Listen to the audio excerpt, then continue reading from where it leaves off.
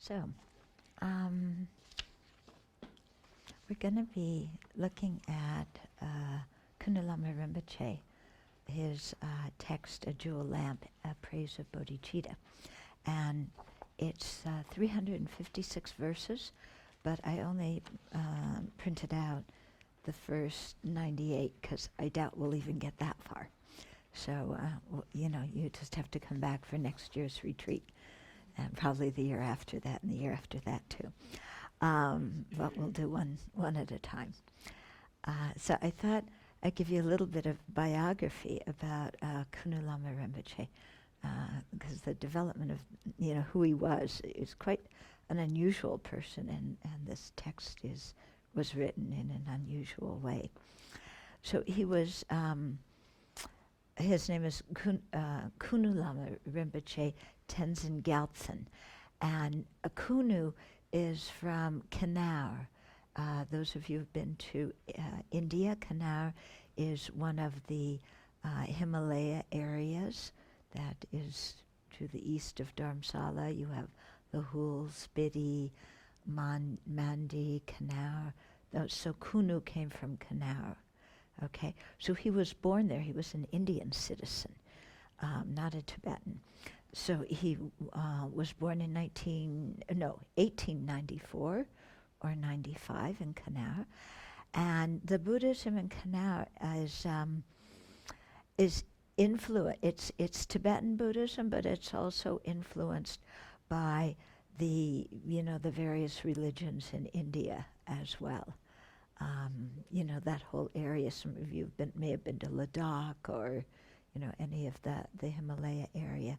So they're Tibetan Buddhists, but they don't all speak Tibetan.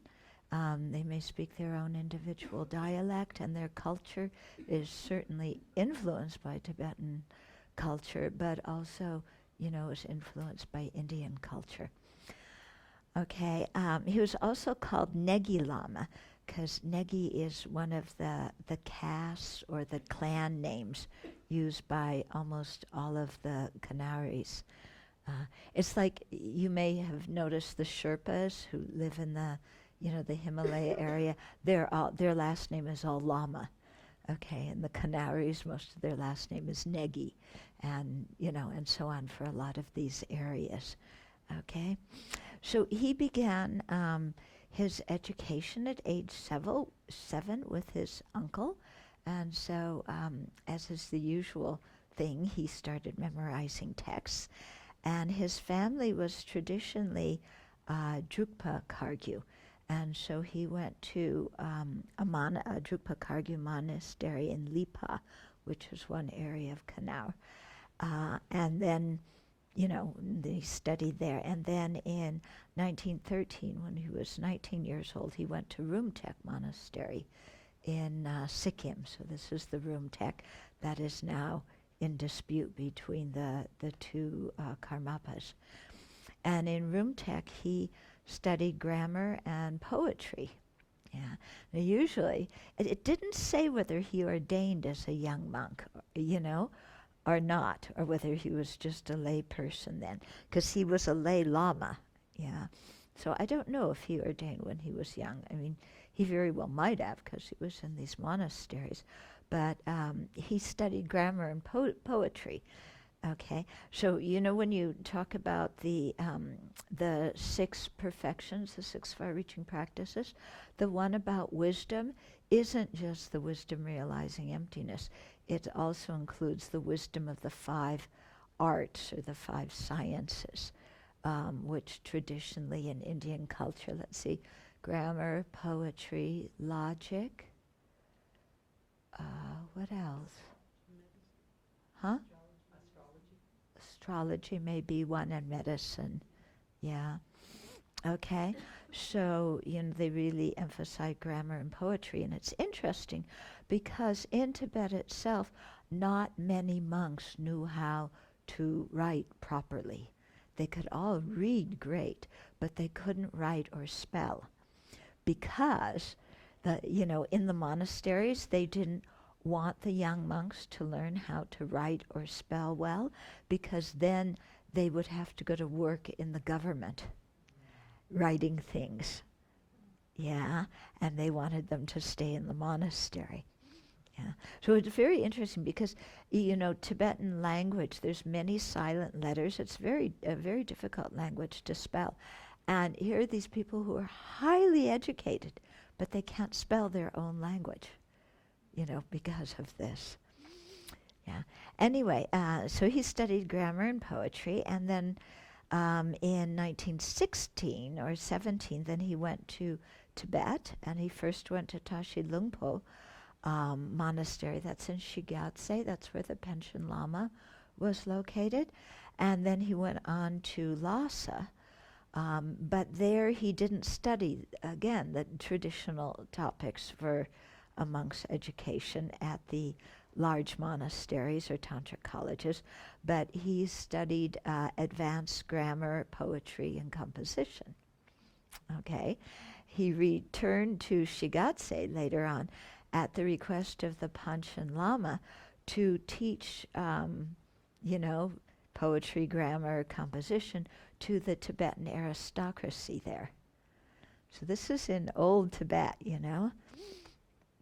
Quite a different culture. He later resigned from there and he went to Derge in Kham, that's in eastern Tibet, where he studied the 13 volumes of essential scriptures. So that must have been in a Nyingma monastery, because that's the tradition that talks about the 13 essential scriptures. So he studied there for 5 years. And he also, when he was there, he also mastered the Tibetan tradition of Sanskrit grammar. Yeah, most Tibetans don't study Sanskrit grammar, but he did. And then after that, he went to Varanasi in India to continue Sanskrit studies for 5 years. So this is very unusual. Most Tibetans don't know Sanskrit at all, let alone go to India. This was pre-59, to study. In the mid-1930s, he returned to Kham in Tibet to teach and to study. And in the mid-1940s, he again went to Lhasa, where at the request of the Tibetan government, he taught at the Medical and Astrological Institute. Yeah, for 3 years. It doesn't say what he taught, but maybe he knew about medicine and astrology too by that time. Then he went back to India again to continue studying Sanskrit, which is actually quite a difficult language. I've talked to some of my friends who have studied it, and they say it's a very, very difficult language. Okay, and so during this time, his parents and his uncle died, when he was back in India. So altogether, he spent 34 years traveling between India and Tibet, studying and teaching. And then in 1947, just after India attained its independence, he went back to Kunu, and he wound up spending 8 years there, teaching and then composing short works to help people learn Tibetan. Because like I said, the Kanaris didn't all know Tibetan. Yeah. In the late 1950s, he returned to Varanasi in India, where he was based for the rest of his life. He lived, I think, until 1977. So he was based in Varanasi quite a long time. He taught at the Sanskrit university there, and he kept the lifestyle of renunciation in that he declined a salary and he lived very simply. So he was this great scholar, but he dressed, most of the pictures just kind of in some white clothes. He wasn't a monk, at least at that time. A friend of his had a Hindu temple, so he lived at that Hindu temple, and they built a little room for him on the top of the Hindu temple. And so he would sometimes go to Bodh Gaya to teach, or go to Sikkim to teach the royal family there. But then he would come back to this little room on top of the Hindu temple that was, his living place. And His Holiness Dalai Lama remarked that he had gone there sometimes to take teachings from Kunu Lama Rinpoche. So he apparently had quite impartial kindness, and a lot of compassion just as a human being. When in 1959, when the Tibetans, tens of thousands of Tibetans came flooding into India as exiles, he had a very strong feeling for them because he had lived in Tibet, and the Tibetans had been so kind to him, giving him an education and so on. So he really felt for them when they came into exile. And so because of that, he taught them. And so he taught the monks, he taught His Holiness. He went to Missouri at His Holiness's request to teach grammar and poetry for a year. And so in this way, he became quite well known to the Tibetan refugee community. But normally he wouldn't have, because he was Kanuri, he lived in India, so maybe the people in Kham where he studied knew him. But this way, he became quite well known to the refugee community in India. And one of my friends, a Western nun, Thupten Pemo, and a few other foreigners in the mid-1970s met him, and they asked him if he needed anything. And he said, "No, I have all I need because I have bodhicitta." Yeah, and then the next day he sent a 1 rupee offering to all the Westerners who had come to visit him. Okay. In the last months of his life, he went to Lahul. Lahul is up near Spiti and Kanur and Ladakh in the Himalaya area. So he went to Lahul to teach. He taught the rich and the poor and everybody in between. And he taught, when he was there, he taught the jewel ornament of liberation, Gampopa's version of the Lamrim in the Kagyu tradition. And he also taught his own compositions. And his longtime female companion, the Drikung Kadroma, this is the one you have the biography on, yeah? So she was quite an amazing practitioner as well. Apparently they were very old friends and good companions.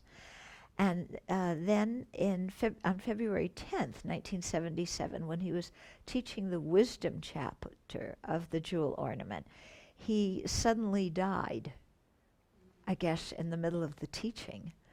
That's what it sounded like. And when he died, there was no change in his kindly, peaceful expression on his face. Just there. And his ashes are enshrined in several reliquaries, you know what I mean, in Himachal Pradesh, which is the Indian province near the Indo-Tibetan border. And this text that we're studying, the jewel lamp, was written in 1959, so at that time when he was living in Varanasi, and then, when the Tibetans were coming into exile. And he wrote it. When he wrote it, he didn't have the idea to write a text on bodhicitta. What was happening was he had a diary, and every day he wrote kind of what happened in the diary, who he taught and what they gave him, and all different kinds of things like this. But every day in the diary, he wrote a verse about bodhicitta. Yeah? And so after he passed, so he didn't have the idea to make this into a text. He was just writing this for his own benefit. And he was an expert in poetry and composition and grammar, so I'm sure, it was quite beautifully written in Tibetan. I guess he wrote it in Tibetan. Maybe he wrote it in Sanskrit, I don't know. Anyway, in 19 anyway, one after he no, in 1966, so he was still alive. His Holiness's teacher asked if she could sponsor publication of this, so they could, extracted. He had 356 verses. I think there's 365 days, right? But anyway, and they extracted those from his diary, and then His Holiness's sister sponsored it, she said, so that she could learn bodhicitta. And in that way it became a published text. Yeah, but it wasn't written with the idea that it become a published text. Yeah, quite interesting. Okay, so we'll, I'll leave it to you to read what you have so far on your own, and, to get some familiarity with what he's saying. And then we'll just start at the beginning and, with talking about it. So the first verse says, gazing with undivided faith, or unflinching faith, actually, with unflinching faith at the Buddhas, their Dharma, and their followers, the Sangha, I seek refuge in and pray to them. So this was taken as kind of, whenever people write text, they always have a salutation at the beginning, so an expression of devotion. And so this was his, taking refuge in the Buddha, Dharma, and Sangha. Okay, so here we're going to stop and talk a little bit about the Buddha, Dharma, and Sangha. I meant to bring a copy of One Teacher, Buddhism, One Teacher, Many Traditions. Does anybody have a copy here in the room I can use? Yeah, could somebody just run and get one? I didn't get a copy of this other text to put in another one.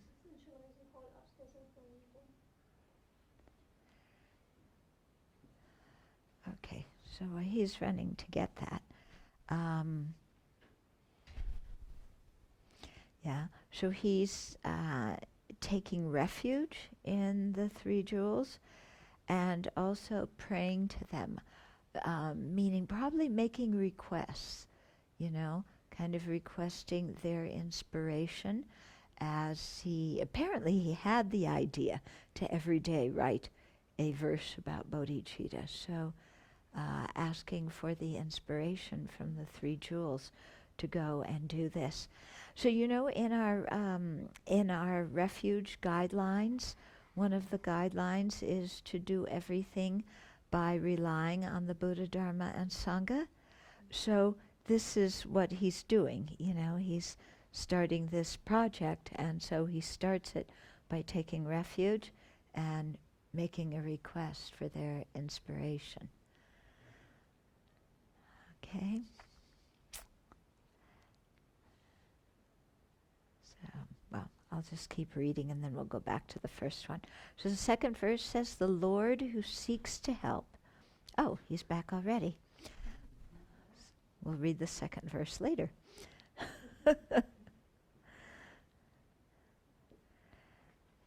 Yeah, because since Kunu Lama Rinpoche mentioned the Buddha, Dharma, and Sangha in this verse, I thought I should explain a little bit more in depth about the Buddha, Dharma, and Sangha. So I thought I would do it on the basis in this book, describing it from the viewpoint of the Sanskrit tradition. Okay, so the tradition that we follow. Okay, so I'll read from here and then explain a bit. And if you can understand this, if you get a good idea and schema of this, it will be very, very helpful for really understanding what we're taking refuge in.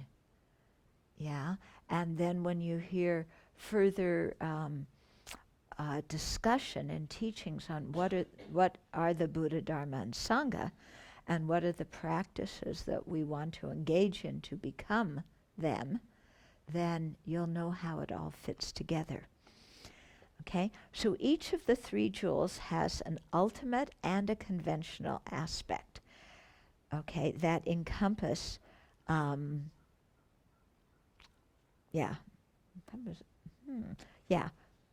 encompass the four bodies or the four kayas of a Buddha. So the four kayas of the Buddha are found within this explanation of the conventional and ultimate aspects of each of the three jewels. Okay, so if we, the ultimate Buddha jewel, the ultimate one, is the Dharmakaya, which has the nature of perfect abandonment and perfect realization. Okay, so perfect abandonment means the Buddha has abandoned all the defilements to be defiled without missing out on any of them. So the mind is completely, totally purified of every kind of stain or defilement whatsoever. And that's done through the realization of emptiness. And perfect realization means that a fully awakened being has developed each and every positive quality limitlessly.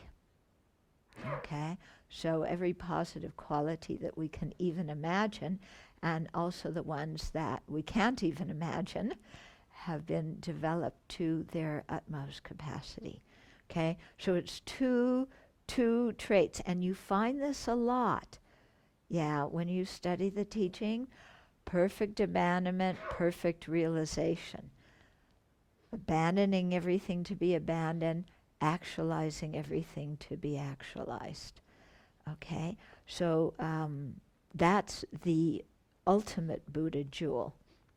And the ultimate Buddha jewel is of two types. Okay? The first type is the wisdom Dharmakaya. The second type is the nature Dharmakaya. So the wisdom Dharmakaya has itself three principal qualities. Okay? So the first one is knowledge.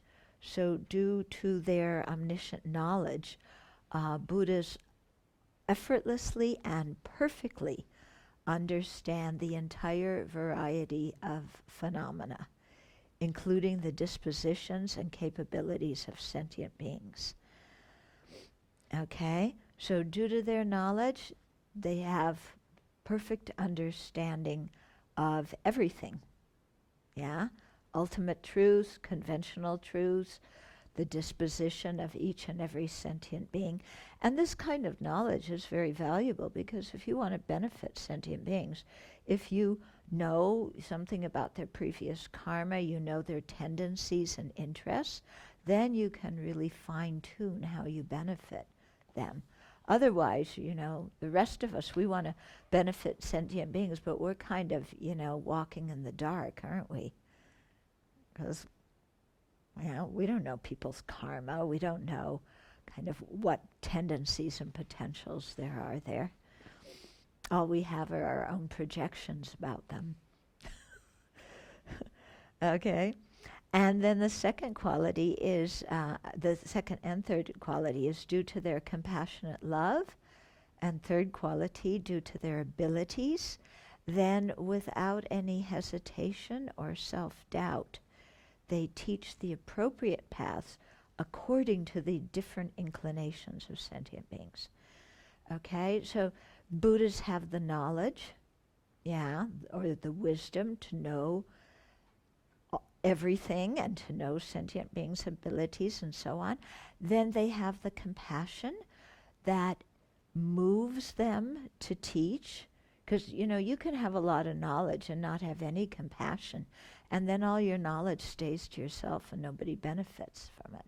Or you could have compassion and no knowledge, and then what you teach is baloney. Okay? So, but the Buddha had both the knowledge or wisdom and the compassion, and he also had the ability.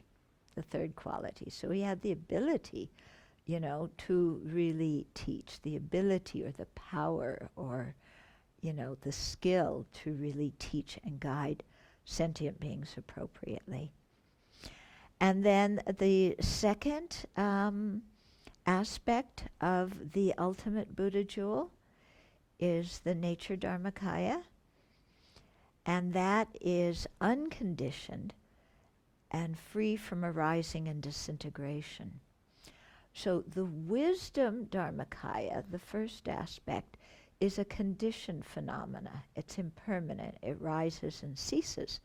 And why? Well, it's the Buddha's omniscient mind that cognizes everything that exists. And whatever exists, most of it's changing all the time. So of course the Buddha's mind, as something that is under the influence of causes and conditions, it changes all the time, so it can know all these phenomena that are changing all the time. Yeah. But the causes and conditions that the Buddha's wisdom Dharmakaya, or wisdom truth body, are under are not like the causes and conditions that our mind is under, because our mind is under the influence of afflictions and ignorance and so on. And the Buddha's mind is just under the conditions are,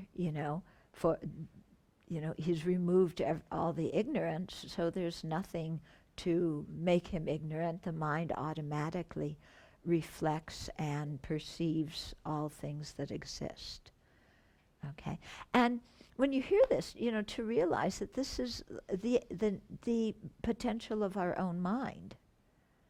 Yeah. So it's not like, Buddha is some mythical figure who's omniscient somewhere, in outer space floating around as some truly existent God or something like that. No, there's many different beings who have become Buddhists, and they were all initially like us, confused, sentient beings, But because of the potential of the mind, they were able to purify their minds, and because of emptiness and so on, we'll get to that, they were able to purify their minds and become omniscient Buddhas. Okay? Then the nature Dharmakaya, the wisdom Dharmakaya is impermanent. The nature Dharmakaya is unconditioned. It's permanent. It doesn't change. Okay? And it also has two aspects. So one aspect is called the natural stainless purity, and the other is called the purity from adventitious defilements. So the first one, the natural stainless purity of a Buddha's mind, we're talking here about the nature of the Buddha's mind, is the emptiness of inherent existence of a Buddha's mind. So like every other phenomena, the ultimate nature of the Buddha's mind is the emptiness of inherent existence. Okay? So that's the natural stainless purity. In other words, the Buddha's mind is just free. It's empty, Nothing had to make it empty. It's empty of inherent existence. In the same way, when we talk about our Buddha nature, one aspect of our Buddha nature is the natural purity of the mind. In other words, our mind, even though our mind is confused and ignorant right now, still its mode of existence is the emptiness of true existence. Okay? So in terms of the ultimate mode of existence of our mind and the Buddha's mind, they're the same. Yeah? So when those, let me speak for a minute to the people who are doing the self-generation. When Tara dissolves into you, and that light dissolves into you, you imagine that your mind and Tara's mind become undifferentiatable, in that the nature of both of your minds is emptiness. And so that's how you go into the meditation on emptiness there. Okay? Then the second aspect of the nature Dharmakaya, or the nature truth body, is the purity from adventitious defilements. And this refers to a Buddha's true cessation that is free of the afflictive obscurations. Okay, so the afflictive obscurations are ignorance, anger, attachment, pride, jealousy, all the karma that we've created to be reborn in cyclic existence. So the afflictive obscurations are everything that prevents us from attaining liberation from cyclic existence. Okay, the afflictive obscurations bind us to cyclic existence. The arhats have eliminated the afflictive obscurations. They have not eliminated the cognitive obscurations. Only the Buddhas have eliminated those.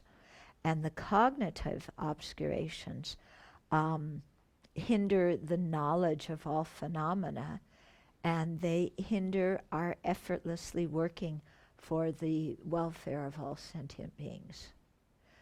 So when we talk about the true cessation of a Buddha's mind, okay, it's the absence of all these afflictive obscurations, all the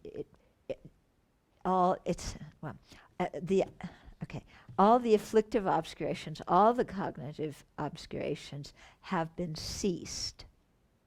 Okay? So the cessation of those things is this purity from adventitious defilements. The reason that's called the purity from the adventitious defilements, adventitious means temporary, so all the defilements, be they the afflictive ones that prevent liberation or the cognitive ones that prevent omniscience, all of the defilements are adventitious. They're temporary. They are not part of the nature of the mind of us sentient beings. Yeah. And so when, we were able to perceive emptiness and use that to eradicate all these defilements from our mind, the cessation of all those defilements becomes the purity from adventitious defilements, the true cessations that exist in a Buddha's mind. Are you with me? Yeah? So here when we're talking about the qualities of a Buddha's mind, they relate very directly to our Buddha nature. Okay? Because our mind has the natural stainless purity. It does not have the purity from the adventitious stains or the adventitious defilements because our mind is full of defilements. Okay? But because the mind is empty of true existence, and because it's possible for us to generate the mind that knows that emptiness, then that we can use that wisdom to eradicate all the defilements from the mind. And then that cessation, is the purity from adventitious defilements. Okay? So, that's the ultimate Buddha. Refuge, ultimate Buddha jewel. Yeah? Can you explain how nature Dharmakaya can be unconditioned, non-disintegrating, and permanent, and yet not have any intrinsic existence? Nothing has intrinsic existence. Well, it seems like if anything would have intrinsic existence, well, space has intrinsic existence. What? Doesn't space have intrinsic No, existence? nothing. Nothing exists inherently, truly. Space, empty, unconditioned space is permanent. But permanent simply means it's not under the influence of causes and conditions. but nothing whatsoever from, as they say, from form to omniscient, any phenomenon, nothing has as its ultimate nature inherent existence.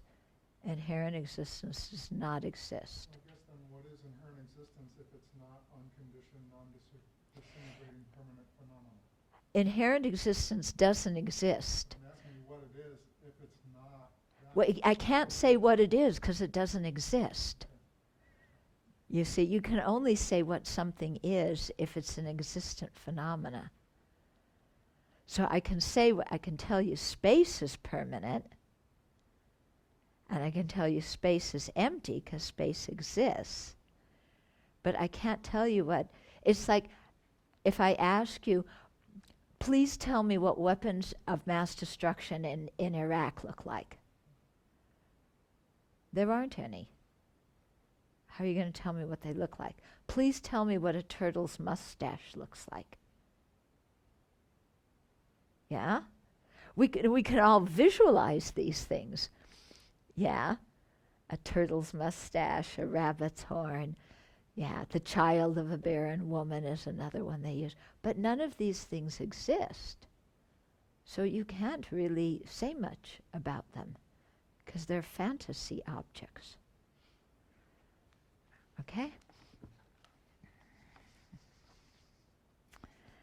Okay, then the conventional Buddha jewel, is the form bodies of the Buddha. Okay, and the conventional Buddha jewel, these form bodies, they're of two types. So the first one is the enjoyment body or resource body. It's called enjoyment body or resource body because it's a resource for sentient beings. It's something that sentient beings can, quote, quote, enjoy in the sense of derive benefit from. And so this is the form that a Buddha appears in the Pure Lands to teach the Arya Bodhisattvas. Okay? And the emanation bodies, they're the second type of the conventional Buddha jewel. They're the appearances of a Buddha in forms that are perceivable by ordinary sentient beings. Yeah, like Shakyamuni Buddha and, different Buddhas that appear in the world. Okay. So let me just read the rest of this because I think it's helpful. I know it's a lot of terminology and, categorization, but if you can learn it, it's very helpful to understand. So contemplating the four Buddha bodies, and here body just means a collection of qualities. It doesn't mean a physical body. Okay? So contemplating the four Buddha bodies gives us a deeper understanding of Buddha Shakyamuni. The Buddha's physical appearance as a human being, such as Gautama Buddha, is an emanation body, a form he assumed to suit the spiritual dispositions and needs of ordinary beings. Yeah, so the Buddha, Shakyamuni Buddha, appeared from a Mahayana perspective. He was already enlightened. He appeared as this kind of emanation body, in order to teach and guide us. So how does he skillfully appear? He appears as an ordinary being, living with his family in the palace, going through all the headaches of family life, with his father who wants to control him and make him a king, and he doesn't want to do what his father wants him to do, and you know the story. So the Buddha had the same kind of problems, and then he had to leave home and studied with different teachers, and then finally attained awakening. So from the Mahayana perspective, the Buddha did that as a way of showing an example to all of us of how we need to practice. Okay, so this emanation body that appears like a flesh and blood human being, in the case of the Buddha, derives from a subtler body, the enjoyment body. And the enjoyment body emerges from the omniscient mind of a Buddha, the wisdom Dharmakaya. Okay? The wisdom Dharmakaya arises within the underlying nature of reality of Buddha's nature Dharmakaya. Okay? This is written in the book, so you can go back. This is incredibly profound. When His Holiness Dalai Lama, when he teaches about the three jewels, this is his book. This is what he says. That's why it's in here. Yeah, because this is what he says, showing the linkage between these four Buddha bodies. Okay. This is page 28. Yeah, the whole description of the three jewels starts on page 28. Okay, then the ultimate Dharma jewel, now we're shifting to the Dharma jewel, is the true cessations and true paths in the mind streams of the Aryas of all three vehicles, the hearers, solitary realizers, and bodhisattva vehicles. Okay, so the Dharma jewel is the true cessations and true paths in the mind streams of everybody who has realized the nature of reality, the emptiness of inherent existence. Okay? So true cessations, true paths, those are the last two of the four truths of Aryas, commonly known as the Four Noble Truths. Okay? So the last two of the Four Noble Truths are the Dharma refuge. Yeah, don't think of the three refuges as something separate from the Four Noble Truths. The first two of the four truths we need to abandon, but the last two are the actual Dharma refuge. Okay? So we often talk about practicing the Dharma, or we talk about Dharma texts, Dharma center, all these kinds of things. Very often we use the word Dharma. It will come to this more to describe the conventional Dharma, like the texts, the teachings, and so on. But the real Dharma, that is the refuge, is not the texts, not the teachings. It's the actual realizations. Yeah? So it's the true paths, which we'll explain, and the true cessations. Okay, so the true paths are consciousnesses informed by the wisdom directly and non-conceptually realizing the subtle selflessness of persons and phenomena. Okay, so the path, whenever we hear the word path, path is actually a consciousness, and vehicle also means consciousness. Yeah, so we talk about practicing the path and progressing along the path as if the path were this journey. Yeah, so that's more our just kind of conventional use of the word path. But an actual path is what we just defined here. I'll read it again. Okay, our consciousness is informed by the wisdom directly and non-conceptually realizing the subtle selflessness of persons and phenomena. Okay, so the subtle selflessness of persons and phenomena, this is according to the Prasangika view, it's the emptiness of inherent existence of persons and phenomena. And somebody who realizes this directly and non-conceptually is an Arya. Okay, before you become an Arya, you have to realize it conceptually.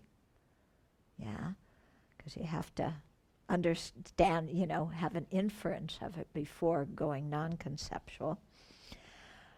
Okay, but the true paths are those consciousnesses that are informed by that kind of wisdom. Okay, so so now we're going to talk about different kinds of true paths. Okay, so among them, an uninterrupted path is a wisdom directly realizing emptiness that is in the process of eliminating some degree of defilements. Okay? When those particular defilements have been completely abandoned, that wisdom becomes a liberated path. Okay, so those of you who study the paths and grounds, are you having a flashback, I hope? Okay, so when we are going through the stages, of purifying the mind, yeah, there's 5 basic paths, that you go through. The path of accumulation, path of preparation, path of seeing, path of meditation, path of no more learning. Okay? The path for the Mahayana, for the Bodhisattva vehicle, the path of accumulation, you enter that when you have spontaneous bodhicitta. You don't have to have realized emptiness by then. To enter the path of preparation, the demarcation is having the union of serenity and insight on emptiness. So this is a conceptual realization of emptiness. Not conceptual like you're sitting there thinking and intellectualizing about it. It's a very, very powerful transformative realization, but the mind isn't perceiving emptiness directly yet. When you get to the path of seeing, that's when the Arya path begins. And that's when you have the uninterrupted path and the liberated path. Because the uninterrupted path is the wisdom directly realizing emptiness that is in the process of eliminating some degrees of defilement. And when that portion of defilement has been completely overcome, that wisdom realizing emptiness it gets called the liberating path. Okay? So the difference between an uninterrupted path and a liberating path, okay? Before ordinary beings, we have a thief in the house. Okay? When you throw the thief out, that's the uninterrupted path.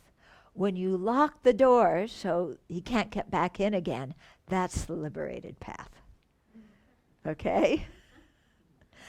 So, we progress along the path to enlightenment in stages, we have all different sorts of defilements in our minds, and we don't eliminate all of them all at once.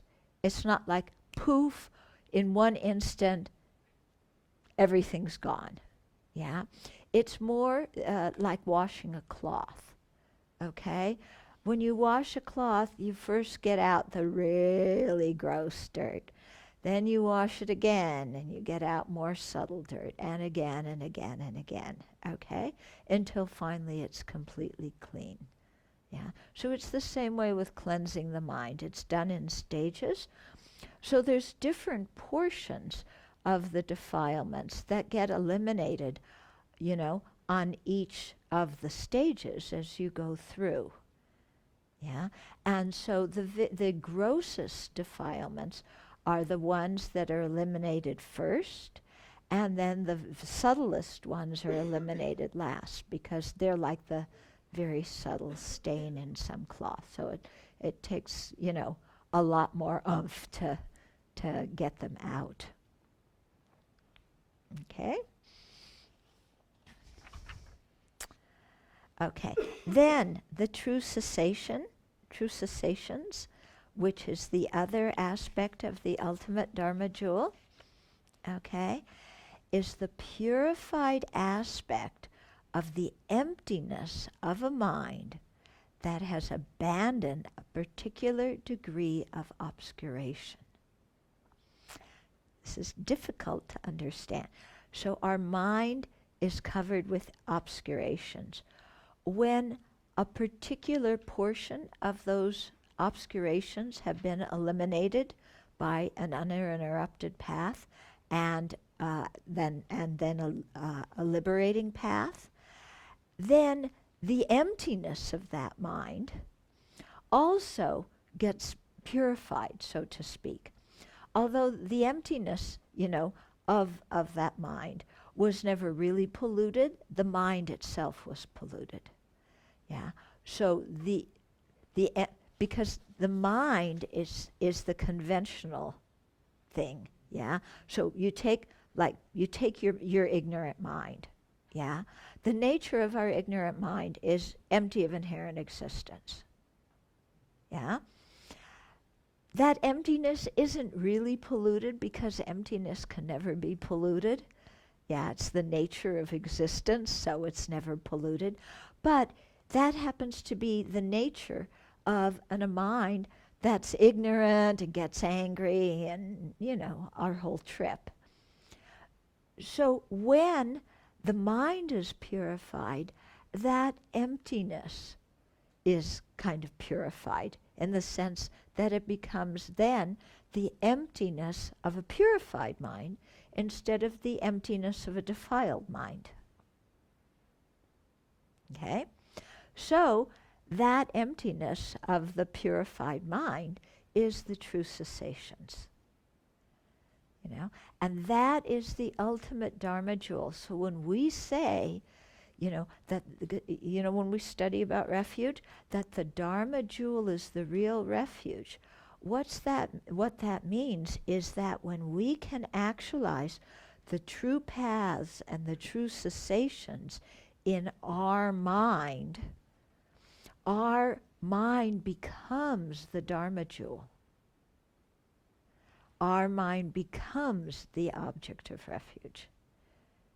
And that's the actual object of refuge, because when our mind has the true paths, that wisdom, that sees the nature of reality, and it has the true cessations, the purified aspect of the emptiness of the mind, then nothing more can cause us any suffering or anything. The mind's been purified. That's it. Yeah, we're clear, we're clean, we can't fall back again. So it's it's quite something.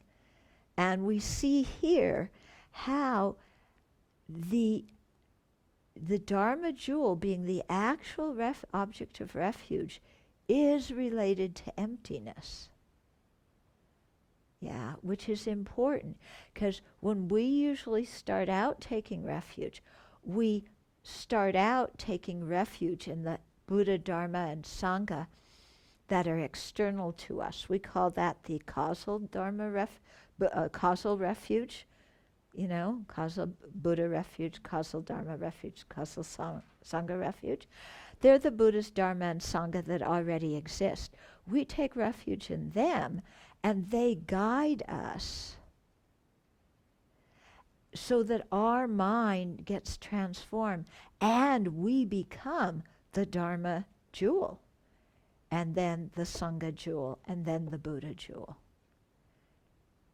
Yeah. So this is actually something very profound, and this is a point that distinguishes Buddhism from theistic religions. In theistic religions, there's an external God, or Allah, or whatever you want to call him, Jehovah, whoever, is external. And we can never become that. Yeah? If you were raised in a Judaic-Christian tradition, do they ever tell you can become God? No. There's this gap between us and God that can never be bridged. Yeah? So the best we can hope for is salvation or something like that, which involves pleasing this external being who made up all the rules. And we don't really know what all the rules are, so it becomes difficult to know how to please that external being. It gets quite confusing, doesn't it, in a theistic religion? Because you're doing so much to please the external being, and then a school shooting happens, or,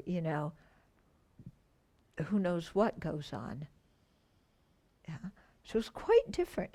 Buddhism is really different from that. Buddha is not a creator.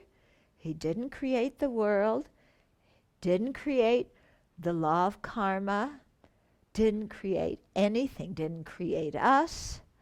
The Buddha only described.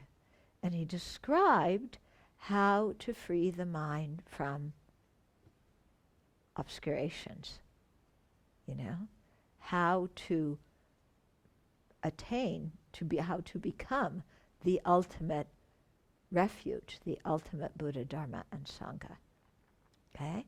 So we have that potential to become a Buddha exactly like the present Buddha, with no difference at all in our realizations. So there's no unbridgeable gap between us and the Buddha. We can become a Buddha. Yeah? And we have that Buddha nature, that possibility right now. And that possibility can never be taken away from us.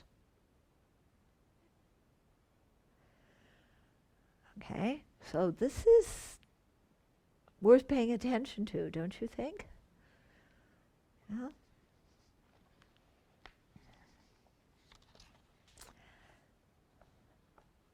So I'm aware that not all of you who came here expected to get this kind of teaching. Maybe you were thinking I would teach, just kind of something easier to understand.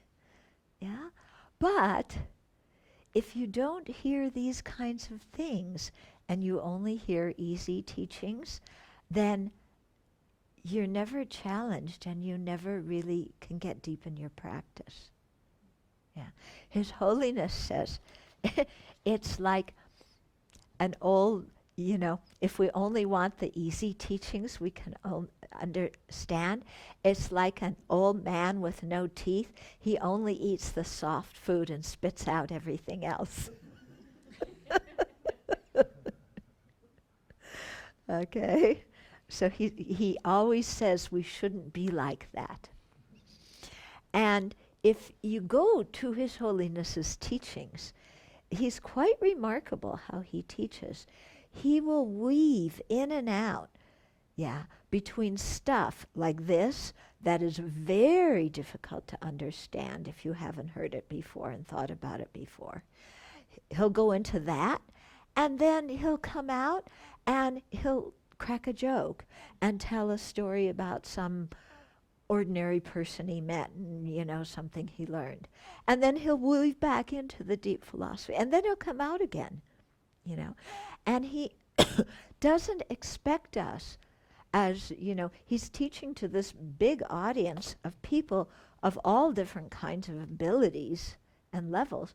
And he doesn't expect anybody to understand everything he's talking about. Yeah? And I think he's confident that we'll all kind of stay there. That whether you understand or not, you stay there when His Holiness is teaching. You don't just kind of go, well, it's too hard for me, bye-bye, I'm going to the chai shop. It's like you stay there. And that is the way that imprints get put on our mind stream. Yeah, you stay there. You hear these words, and the first time it's like, what in the world are they talking about? Just give me a vocabulary list. But he doesn't he doesn't give any handouts. Yeah? The Tibetans do not give any handouts. They do not do the work for you. They teach you, and then you have to write up the outline yourself. Or you have to go find the text yourself. Yeah? So it's not like our education, you know, you come in, they give you all the handouts, they tell you what's on the test, you know. It's a totally different way of education, okay? That really depends on our level of interest and our effort.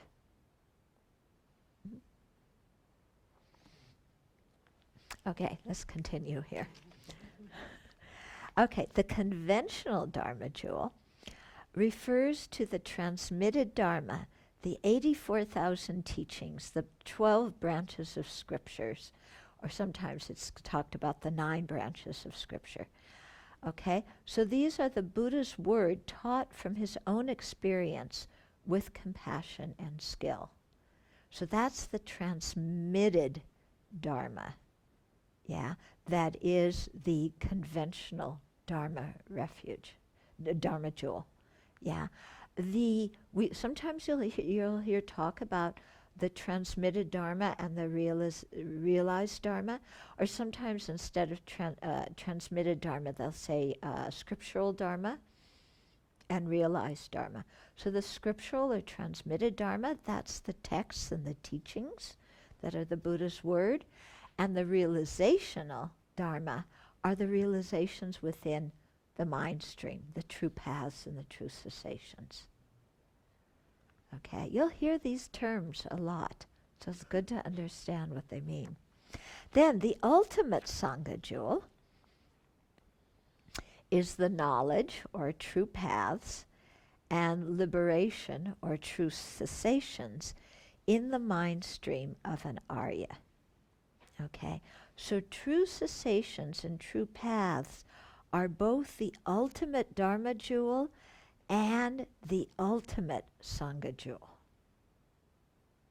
Okay, now you might say, why are the true cessations and true paths both the ultimate Dharma jewel and the ultimate Sangha jewel? Why don't we say the Sangha jewel, the ultimate Sangha jewel is just an Arya, somebody who's realized emptiness? The reason is because not the Aryas, yes, they've realized emptiness, but only an Arya Buddha is, all aspects of an Arya Buddha are completely purified. With the other Aryas, there's still other aspects of those people that are defiled. Okay? So a bodhisattva on the path of seeing, bodhisattva on the path of meditation, they have some true cessations and some true paths, and those are undefiled, so they're really a very pure refuge. But they haven't eliminated all the levels of obscurations. They still have some afflictive obscurations and some cognitive obscurations. So you don't posit the person as the ultimate Sangha jewel, because not all aspects of that person are purified. Only the aspects of their true cessations and true paths. Okay, that's why. Okay, so that's talking about the ultimate Sangha jewel. Now, the conventional Sangha jewel is an individual Arya or an assembly of Aryas of any of the 3 vehicles. Okay, so it's any person that has realized emptiness directly, or a community of those people. Okay, and so it, if you study the fundamental vehicle at all, and you hear terms like stream enterer, once returner, non-returner, and arhat, it includes all those beings. Okay, and the Arya Bodhisattvas. So the Sangha jewel has inner wisdom that correctly knows reality and knows some portion of the diversity of phenomena. So the diversity of phenomena means all the different things that exist. So they have some power to know more than ordinary beings do, but unless you're an Arya Buddha, you're not omniscient. Okay? So the Arya Sangha is free from some portion of the afflictive obscurations, which are ignorance, afflictions, their seeds and polluted karma. Some Aryas are also free from some portion of the wish for only personal nirvana that prevents generating bodhicitta. Okay? So if you're on the bodhisattva path, you're also free from some portion of that self-centeredness that looks out only for your own liberation. If you're following the here or solitary realizer path, you're not free of that subtle kind of self-centeredness because you're seeking primarily your own liberation. Okay. Some Arya bodhisattvas are free from a portion of the cognitive obscurations, which are the latencies of ignorance and the appearance of inherent existence. So those are the very high-level bodhisattvas.